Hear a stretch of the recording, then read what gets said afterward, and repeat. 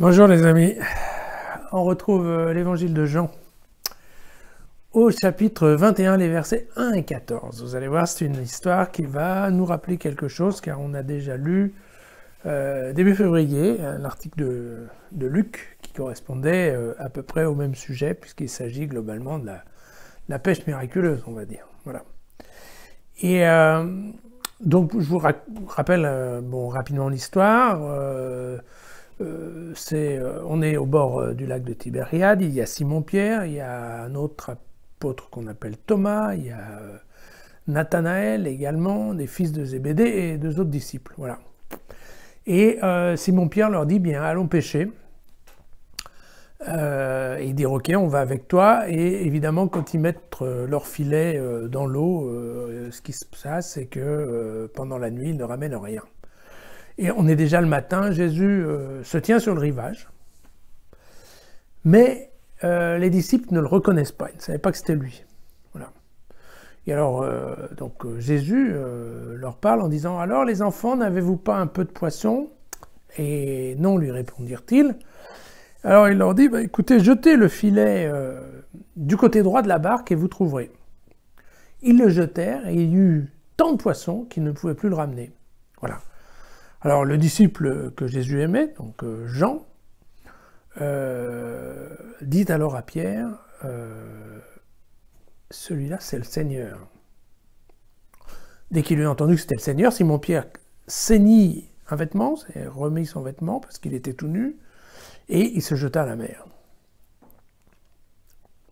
Les autres disciples revinrent avec la barque, en tirant le filet plein de poissons. Ils n'étaient pas bien loin de la rive, à 200 coudées environ.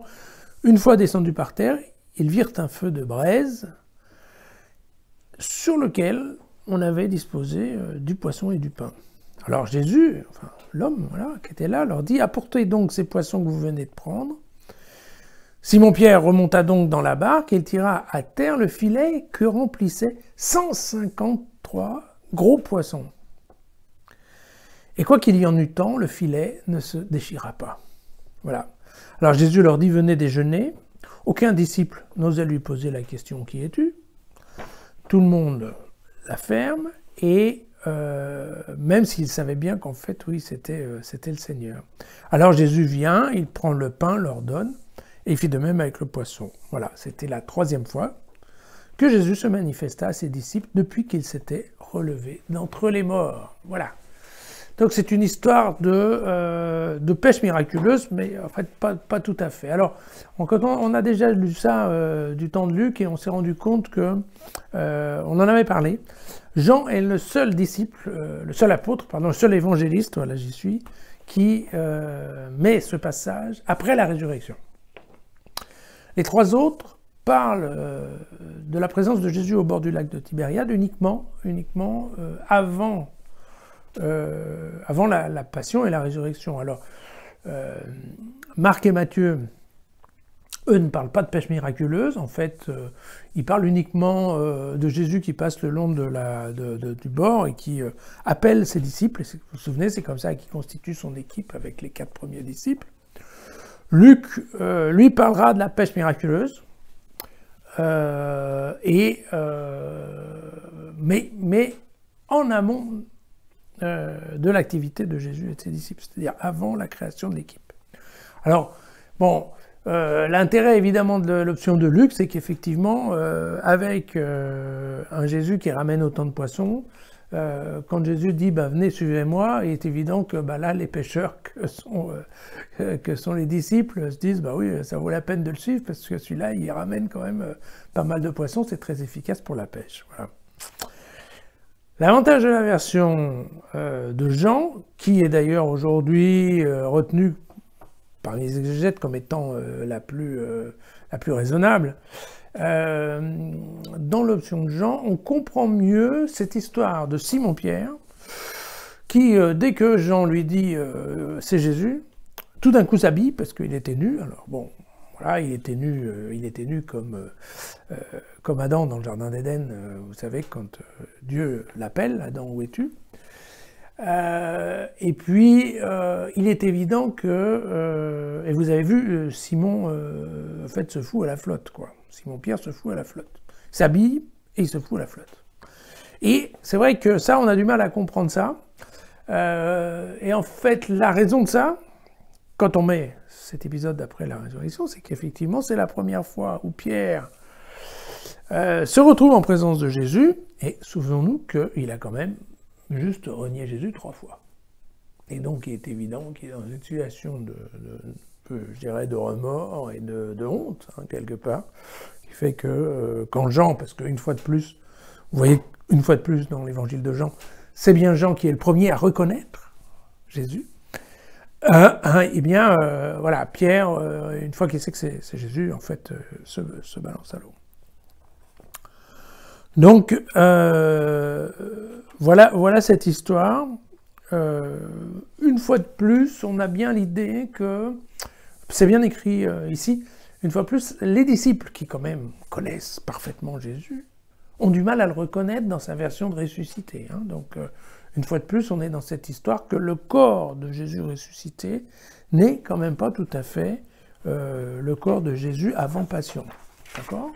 Puisque, en fait, ce qui va faire qu'ils vont le reconnaître vraiment à coup sûr, c'est quand il va commencer à prendre le pain, à le rompre et en fait à partager le repas avec eux.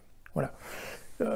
Aussi, ce qui est important, c'est que Jean fait dire à Jésus les enfants. Pourquoi ? Parce qu'en l'année 90, la belle unité des chrétiens commence à se fissurer.